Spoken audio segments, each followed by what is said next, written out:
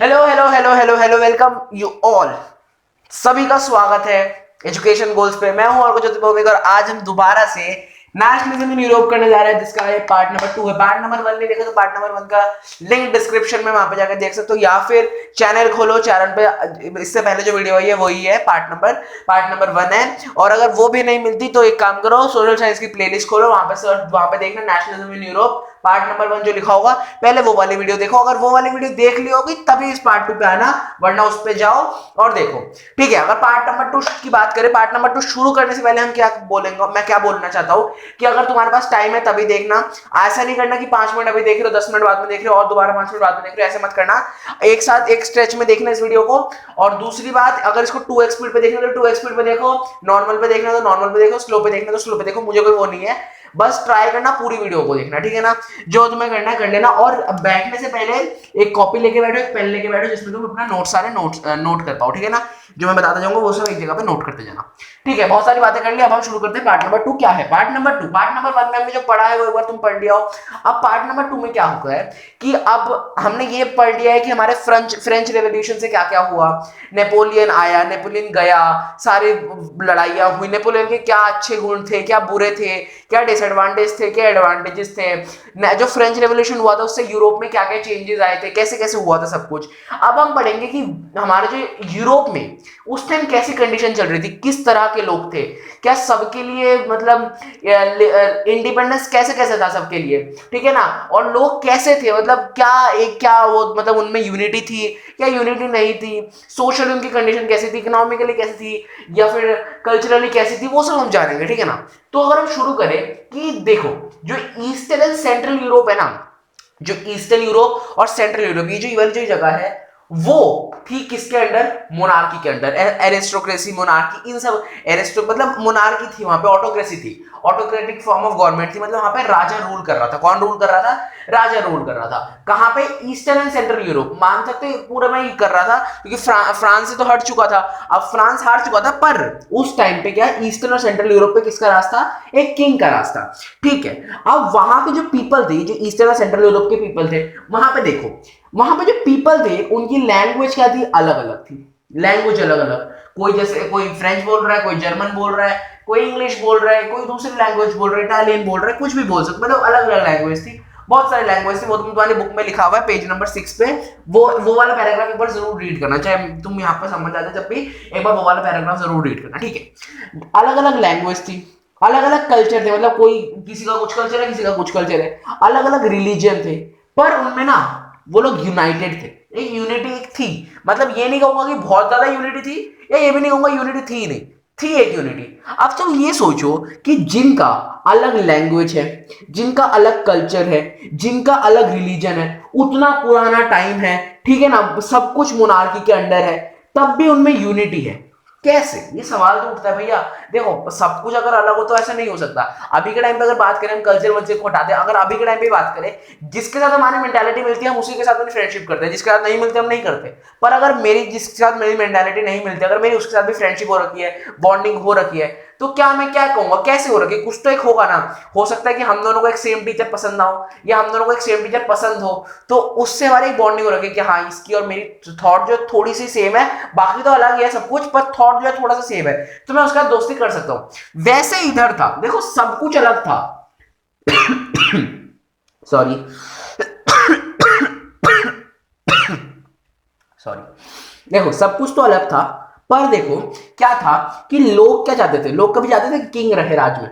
नहीं चाहते थे। क्यों नहीं चाहते थे? मोस्ट ऑफ द टाइम नहीं चाहते, इसलिए नहीं चाहते थे क्योंकि देखो कंडीशन कुछ भी कहो बेकार हो जाती है। मतलब वो लोग किंग अपना अपना मतलब दबाता है, अपने पीपल को दबाता है मोस्ट ऑफ द टाइम पे, जो यहाँ पे सेंट्रल और ईस्टर्न यूरोप पे हो रहा था। तो जितने भी पीपल थे वो लोग क्या चाहते थे? राजा को क्या कर दिया जाए? हटा दिया जाए। अभी राजा को सब पीपल चाहते थे राजा को हटा दिया जाए। तो इसी एक फीलिंग की वजह से ये लोग क्या थे? ये लोग यूनाइटेड थे। क्या थे ये लोग? ये लोग यूनाइटेड थे। मतलब सब लोग चाहते अगर राजा को हटा देना चाहते हैं तो उसमें कॉमन आएगा ना कि मतलब सोचो, मैं चाहता हूं कि ये बंदा इलेक्शन जीत जाए और दूसरा वाला चाहता है कि वो बंदा इलेक्शन जीत जाए, तो हम दोनों में एक तरह से उन दोनों के चक्कर में हम दोनों में बिल्कुल आपसी तनाव हो जाएगा, या फिर मतलब हम दोनों एक दूसरे को पसंद नहीं करेंगे।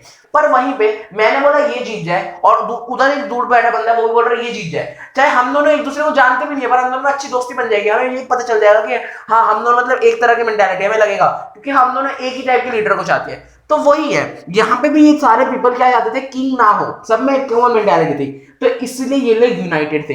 जो किंग और ये पीपल के बीच में जो फाइट थी ना, इसी वजह से इन्होंने क्या मतलब इनके बीच में क्या आई, यूनिटी है। इसी वजह से मतलब किंग की वजह से ही लोगों में क्या आई, जो यूरोप के जो लोग थे उनमें क्या आई, यूनिटी आई।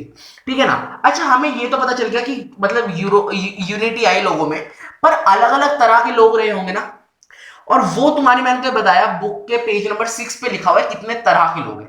पर नॉर्मल तरह के मतलब वो लोग कल्चर के हिसाब से बता रखे हैं वहां पे।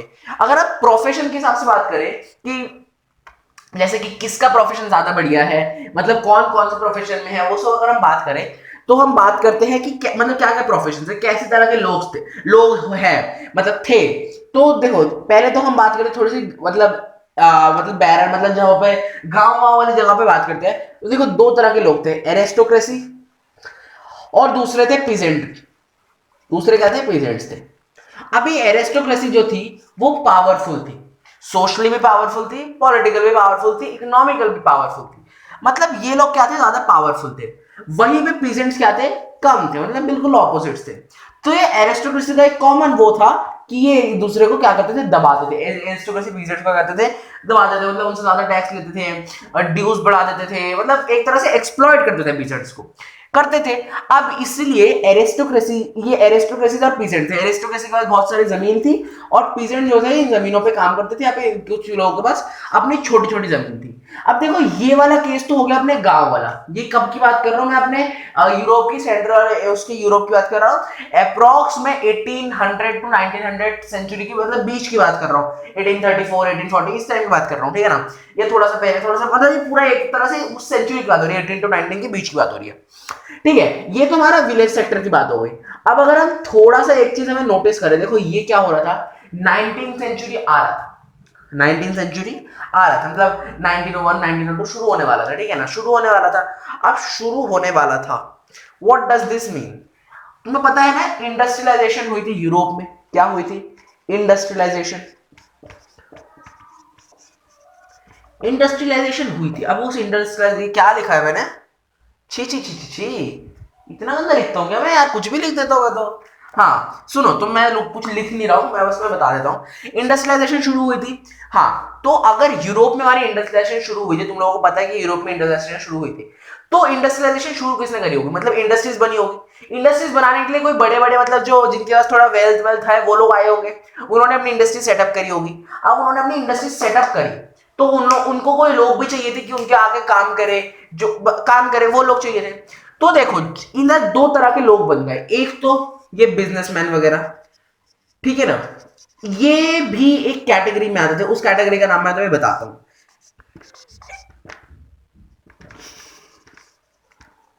ये लोग आते थे मिडिल क्लास में। किस में आते थे, मिडिल क्लास में आते थे। अच्छा, पहले हम इंडस्ट्रीज की बात करते हैं। एक तो बिजनेसमैन आ गए, दूसरे कौन से आ गए, वर्किंग क्लास आ गए।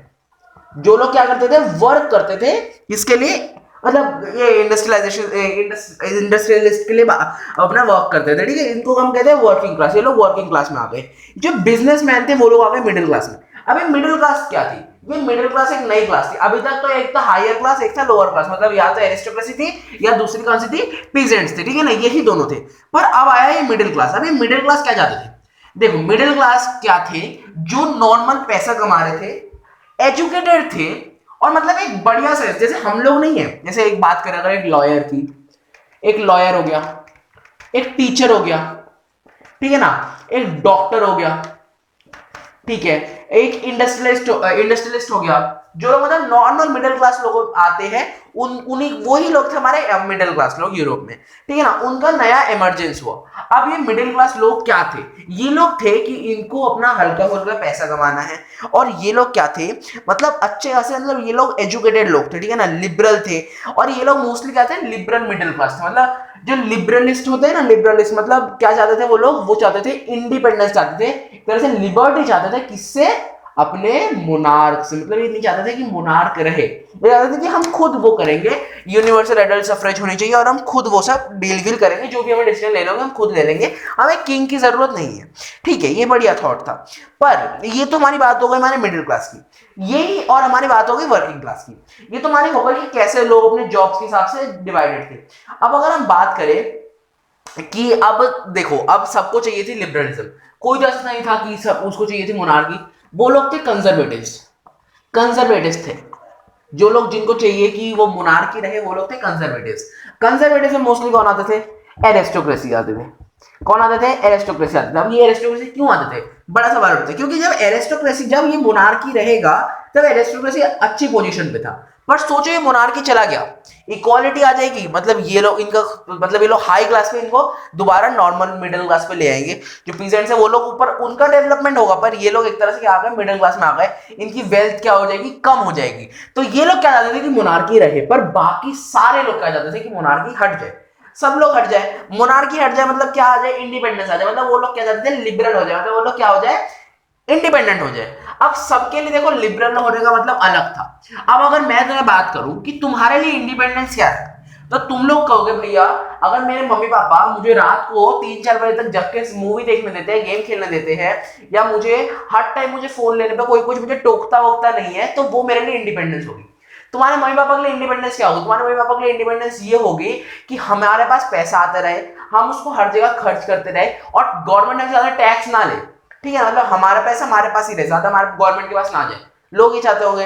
अच्छा, कोई अगर बच्चा होगा उसके लिए इंडिपेंडेंस क्या होगी? उसके लिए इंडिपेंडेंस होगी, हम मुझे जब मेरा खेलने का टाइम है उस टाइम मुझे कोई पढ़ने को नहीं बोलेगा, मैं उस टाइम खेलने ही जाऊंगा।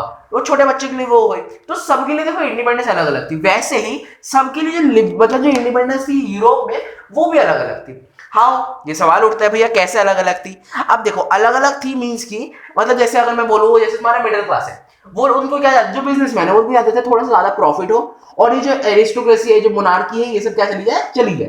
ठीक है, एक कंजर्वेटिव है वो क्या, मतलब एक एरिस्टोक्रेसी है या एक कंजर्वेटिव, वो क्या चाहते थे? वो चाहते थे कि हमें प्रॉफिट मिले ना मिले, हमारा पैसा हमारा उतना ही मतलब एकदम कांस्टेंट रहे, और जो ये मतलब जो मोनार्की जा रही है वो ना जाए, वो रहे एक साथ। तो सबके लिए एक तरह से बोले तो लिबरलिज्म अलग अलग थी। या देखो, कंजर्वेटिव तो कभी लिबरलिज्म चाहते नहीं थे, तो कंजर्वेटिव्स के लिए लिबरलिज्म नहीं थी, पर एक तरह से बोले तो सबके थॉट्स अलग अलग थे, सब में थॉट्स अलग अलग थी कि हमको ऐसा चाहिए, हमको वैसा चाहिए। ठीक है, ये तो अलग अलग कंडीशन होती है, हर जगह पे कुछ ना कुछ तो कंडीशन आती है।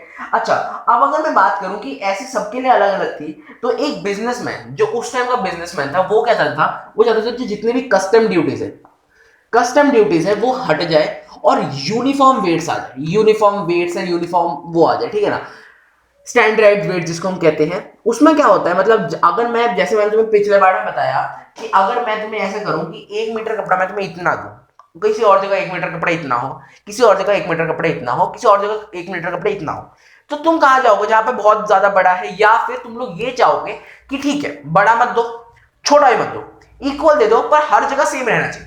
हम अगर हमें इक्वल मिल रहा है तो दूसरे को भी सेम उतना ही मिलेगा, उसको ज्यादा या कम नहीं मिलेगा। यही यही थॉट आते हैं हमारा। ठीक है, अब अगर ये थॉट आ रहा है हमारे पास, तो हम क्या चाहते हैं? 1 मिनट रुकना, मैं जरा देख लूं मेरा माइक ऑन तो है ना। हाँ जी, ऑन तो है।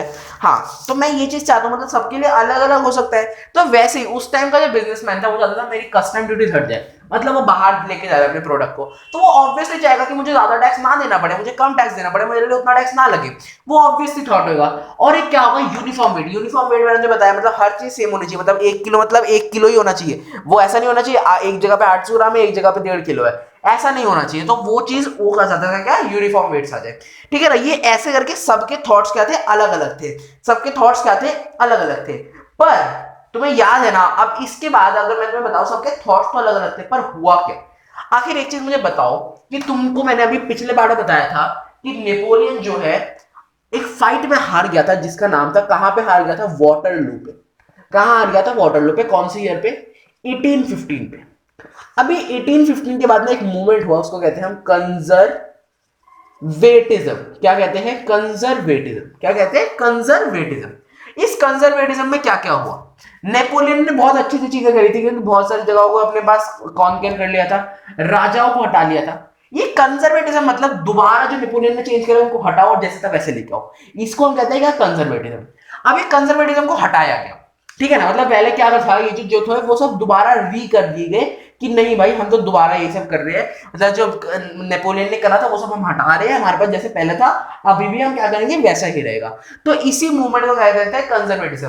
अब कंजर्वेटिज्म में क्या क्या हुआ था वो तुम्हारे जानने की बात है। तो देखो ये वाटरलू पे हारने के बाद एक ट्रीटी साइन हुई थी जिसका नाम था क्या, ट्रीटी ऑफ वेना।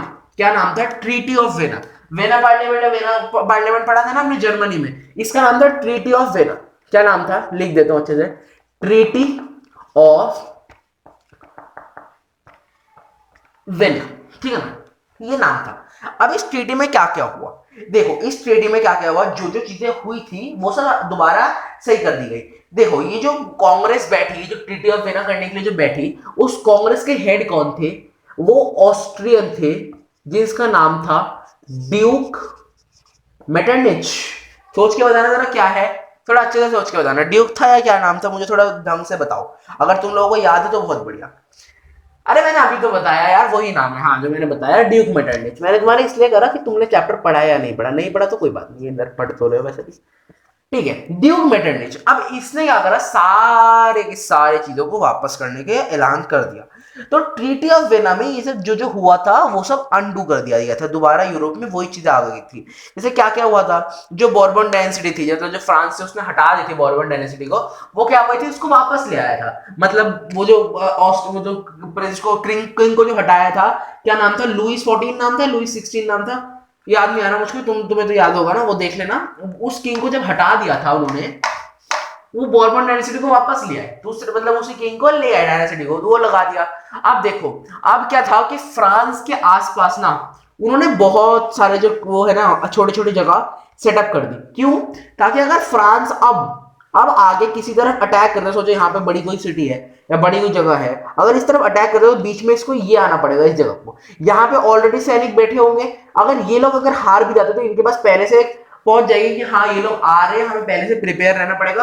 आसपास वाले जो बड़ी सिटीज है वो भी इनको हेल्प कर देगी, ताकि फ्रांस है वो दोबारा से सेम चीज ना कर पाए जो अभी अभी हुआ था, जो नेपोलियन ने करा था। सब कुछ जो इतना कुछ तहस नहस कर दिया था, जो इतना कुछ बढ़िया कर दिया था कि सब कुछ मतलब अपने अंडर ले लिया था, वो सब दोबारा ना हो। तो इसीलिए क्या हुआ है, बहुत सारे छोटे छोटे जो जगह है वो फ्रांस के आसपास लगाई गई और वो सब कर दिया गया, मतलब ताकि दोबारा फ्रांस ना कर पाए।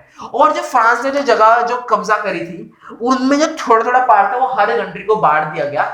हर कंट्री मींस कि जो जो नेपोलियन को हराने में मतलब उन्होंने हेल्प करी थी वाटरलू की फाइट में, उन लोगों को क्या कर दिया गया, बांट दिया गया। क्या कर दिया गया, बांट दिया गया, ठीक है ना। और ये 1815 में हुआ, ट्रीटी ऑफ वेना के तहत हुआ। अच्छा, और एक चीज कर दी गई ट्रीटी ऑफ वेना में कि अब ये जानते थे कि देखो अब इतना कुछ हो रहा है, किसकी वजह से हो रहा है, जो लिबरलिस्ट थे, ये लिबरलिस्ट इतना ज्यादा उछल रहे हैं, इसीलिए ये सब चीजें हो रही है। अगर ये लिबरलिस्ट कुछ बोले ना, चुप हो जाए थोड़ी देर के लिए, तो ये कुछ होएगा ही नहीं, मतलब नॉर्मल सब लोग रहेंगे, क्योंकि पीपल में उतना मतलब जो नॉर्मल लोग हैं उनमें उतना जो पीजेंट है वो अपने काम में बिजी रहते हैं, वो लोग ज्यादा बोलेंगे नहीं। पर जो लिबरलिस्ट लोग हैं अगर वो ही भड़काएंगे यूथ को, भड़काएंगे लोगों को, तभी जाके वो लोग क्या करेंगे, ये रिवॉल्ट करेंगे। क्या करेंगे, रिवॉल्ट करेंगे। और किसके लिए खतरा आएगा, मोनार्की के लिए। मोनार्की के लिए क्या आएगा, खतरा आएगा। तो वो लोग नहीं चाहते थे कि लिबरलिस्ट हो। तो लिबरलिस्ट के जितने भी ग्रुप थे ना, जितने भी जो बड़े बड़े ग्रुप थे, उन सबको उन्होंने वो कर दिया था, मतलब हटा दिया था। क्या कर दिया था, बैन कर दिया था एक तरह से बोले तो। और अगर बोलते कि अगर कहीं मिल जाए कि लिबरलिस्ट मिल जाए, तो उनका क्या कर दे रहे थे, उनकी मतलब क्या हत्या कर दे रहे थे, मतलब उनकी जान ले रहे थे, जान ले रहे थे। अब जान ले रहे थे, अब क्या करें, अब इसमें इसी डर से क्या हो गए, लिबरलिस्ट हो गए जो अंडरग्राउंड हो गए। क्या हो गए, लिबरलिस्ट अंडरग्राउंड हो गया। अंडरग्राउंड यानी जमीन के अंदर घुस गए। अंडरग्राउंड मतलब जमीन के अंदर नहीं घुस गया, अंडरग्राउंड मतलब अपनी आइडेंटिटी छुपा ली, या सबको बताते नहीं हम लिबरलिस्ट है, या तो एक तरह से बोलते हैं ना कुछ दिन के लिए इनएक्टिव हो जाना, वो चीज हुई थी, ठीक है ना। लिबरलिस्ट में क्या हुई थी, वो चीज हुई थी। अब देखो, अब लिबरलिस्ट इनएक्टिव हो गए थे, अंडरग्राउंड हो गए थे, मतलब वो लोग छुप छुप के सारा काम कर रहे थे। अब छुप छुप के में इधर एक बढ़िया सा नाम आता है, क्या नाम आता है, उसका नाम होता है, मतलब उस बंदे का क्या नाम था, उसका नाम था ग्यूसिपिन मजीनी। क्या नाम था, ग्यूसिपिन मजीनी। उसने क्या करा, सीक्रेट सोसाइटी एसएस बोलता था मैं इसको, सीक्रेट सोसाइटी बनाई। सीक्रेट सोसाइटी मतलब ये छुप छुप के जो लिबरलिस्ट थे ना, जो लिबरलिस्ट थे वो जब छुप छुप के अपनी सोसाइटी बनाते थे, उसी को हम क्या कहते थे, सीक्रेट सोसाइटी कहते थे। अब ये सीक्रेट सोसाइटी बनाई, किस क्या क्या नाम था, जैसे उसने क्या बनाई, यंग इटली। क्या बनाई, यंग इटली। ये सबसे ज्यादा फेमस थी, कौन सी बनाई, यंग इटली बनाई। अभी यंग इटली बनी, ठीक है ना, और एक बनी क्या बनी, यंग यूरोप बनी। अब यंग यूरोप कहाँ पे थी, यंग यूरोप बर्लिन में थी, ठीक है ना, या बर्न में थी, मुझे ढंग से याद नहीं आ रहा, पर ऐसी थी, बर्लिन या बर्न में थी, वो एक बार तुम देख लेना। यंग इटली जो थी वो कहाँ पे थी, मार्सलेस में थी, वो तो तुम्हें पता ही है कि इटली है तो इटली में ही होगी, और मार्सलेस कहाँ पे था, इटली में था। तो ये जगहों पे बना क्या बना, इस तरह से सीक्रेट सोसाइटी बनी। अब इस सीक्रेट सोसाइटी में क्या था, काम था कि ये लोग क्या करते थे, वैसे सीक्रेट रहते थे, और एकदम से अटैक कर दिया इन लोगों ने, क्या करते एकदम से अटैक कर दिया, कहाँ पे, मोनार्की पे। नॉर्मल लिबरल है तो वो मोनार्की पे अटैक करेंगे, तो ये कर दिया था। तो ये जब करा ना, तब एक रेवोल्यूशन हुआ, उस रेवोल्यूशन का नाम है जुलाई रेवोल्यूशन। इधर हम पढ़ेंगे जुलाई रेवोल्यूशन के बारे में, ग्रीक की स्टोरी के बारे में, ठीक है ना, रोमांटिसिज्म के बारे में, ये जो पढ़ेंगे, ये आप पढ़ते हैं। अब देखो, अब लिबरल ने अटैक कर दिया। अब यहां पे क्या हुआ, ये कब अटैक करा, इन्होंने अटैक, देखो इसमें इसके पहले ना ये जो था, क्या नाम था इसका, मैंने तो बताया गुस्सीपी मजीदी, ये फेल हुआ था, ये फेल जरूर हुआ था, पर इसने कुछ एक स्टेप छोड़ के, मतलब भड़का के चला गया लोगों को। अब क्या भड़काया, अब इसके साथ ही क्या हुआ, जुलाई रेवोल्यूशन, जुलाई 1930 में हुआ था, 1830 में हुआ था, मुझे ढंग से याद नहीं आ रहा, एक बार देख लेना। मोस्ट प्रोबेबली वो शायद 1830 में हुआ था, हाँ, क्योंकि 19 में तो होगा ना, 19, हाँ, 1830 में ही हुआ होगा ज्यादातर, मतलब ज्यादा चांस है। एक बार देख लेना कहीं 1830 की जगह 1840 50 ना हो, 1830 है मेरे हिसाब से, देख लेना, ठीक है ना। चलो, हाँ, तो जुलाई रेवोल्यूशन में क्या हुआ, जुलाई रेवोल्यूशन में विंटर नहीं, थक गया मैं बोलते बोलते यार, क्या हो गया। हाँ, तो जो बर्बन डायनेस्टी जो पावर थी ना, उसको दोबारा से हटा, मतलब उनको ऊपर चढ़ाया था, वो जो लिबरल लोग थे उन्होंने उसको दोबारा नीचे गिरा दिया, क्या कर दिया, दोबारा उसको नीचे गिरा दिया। और ये जो जुलाई रेवोल्यूशन हुआ था ना, इसी ने एक अंगार छिड़क दी, क्या कर दी, एक अंगार छिड़क दी।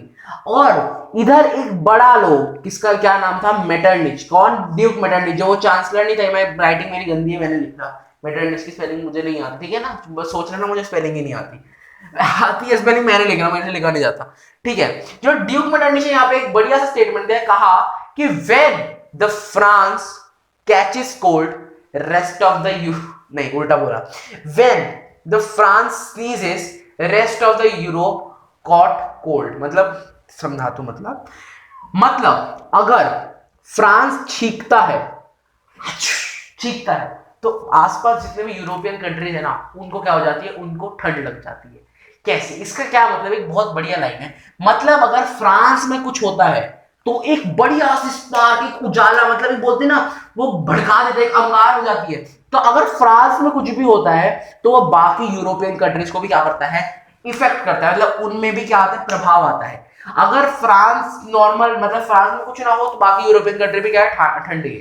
पर अगर फ्रांस में कुछ हुआ तो बाकी यूरोपियन कंट्रीज में भी कुछ ना कुछ होगा। और एक स्टेटमेंट किसने दी थी, मेटरनिच ने दी थी, क्या दी थी, मेटरनिच ने दी थी, ठीक है ना। और मेटरनिच ने एक और चीज कहा था कि ये जो सबसे डेंजरस एनिमी अपने सोशल ऑर्डर का कौन है, गुस्सीपी मैजीनी, ठीक है ना। ये गुस्सीपी मैजीनी को क्या कहा था, मतलब वो सबसे डेंजरस चीज है, पर वो डेंजरस तो थी नहीं, उसने तो एक तरह से लिबरलिज्म लाने में बहुत बढ़िया काम करा ना। उसने मतलब कितना, मतलब अगर वो ना होता तो मे बी सीक्रेट सोसाइटी बनती ही नहीं, मतलब बहुत सारी, और मे बी कुछ होता ही नहीं, या फिर अगर होता भी तो बहुत टाइम बाद होता। पर हो सकता है मजीनी की वजह से बहुत जल्दी हुआ हो ये चीज, हम प्रेडिक्ट नहीं कर सकते क्या होता, पर मोस्ट ऑफ द टाइम यही हो जाता, तो हम इसको प्रेडिक्ट नहीं कर सकते, पर जो भी है तो यही हुआ, जुलाई रेवोल्यूशन में यही हुआ। अब यहाँ पे ग्रीक की स्टोरी है जो हम अगले पार्ट में कवर करेंगे। अभी मैंने तुम्हें जुलाई 1830 तक का मैंने तुम्हें पूरा स्टोरी बताया। एक बार इसको जाके रिवाइज करना, एक बार इसको अपनी बुक से पढ़ना। नोट्स तो तुमने बनाए होंगे मेरे हिसाब से, नहीं बनाए तो अभी बुक से दोबारा वीडियो देख लो, बुक्स पढ़ो, वीडियो बनाओ, ठीक है ना। और इसके अगर कोई इंपॉर्टेंट क्वेश्चन है तो वो तुम कमेंट में लिख सकते हो, ताकि दूसरे बच्चों को मदद हो जाए, वरना मैं तो तुम्हें एट लास्ट दूंगा ही। और ये तो पार्ट 2 हो गया, ठीक है ना। पार्ट 3 में हम आगे पढ़ेंगे, और पार्ट 4 में हम एंडिंग करेंगे चैप्टर, ज्यादा बड़ा पार्ट 4 पार्ट में एनफ है मेरे हिसाब से, 4 पार्ट में हो जाएगा, ठीक है ना। फिर इस चैप्टर का एक बढ़िया से रिवीजन करेंगे, थोड़ा सा एंड, मतलब थोड़े 2-3 महीने बाद जाके उसमें बिल्कुल क्लियर हो जाएगा। और तो ठीक है, अभी के लिए इतना फिर काफी होगा मेरे हिसाब से। तो until then, good bye, take care, bye.